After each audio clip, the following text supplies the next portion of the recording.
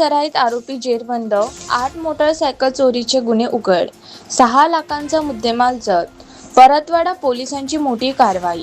Paratwada police स्टेशनच्या dB पथकाने motorcycle चोरी करणाऱ्या 2 सराईत आरोपींना अटक करून मोठी कारवाई केली आहे.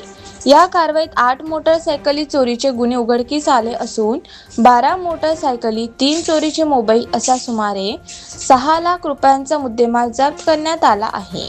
अमरावती ग्रामीण जिल्ह्यात वाढत्या मोटारसायकल चोरीच्या घटनांची दखल घेत पोलीस अधीक्षक निकेतन कदम यांनी सर्व पोलीस ठाण्यांना विशेष सूचना देत गुन्ह्याचा छडा लावण्याचे आदेश दिले होते. त्यानुसार परतवाडा पोलिसांनी तपासाची चक्रे वेगाने फिरवत ही उल्लेखनीय कामगिरी केली. परतवाडा पोलीस ठाण्यात दाखल असलेल्या घरफोडी व चोरीच्या गुन्ह्याच्या तपासादरम्यान डीबी पथकाला गोपनीय माहिती मिळाली. त्यावरून अक्षय मोहन उईके याला ताब्यात घेण्यात आले. चौकशीत त्याच्याकडून चोरीस गेलेले हॉर्नेट मोटारसायकल हस्तगत करण्यात आली.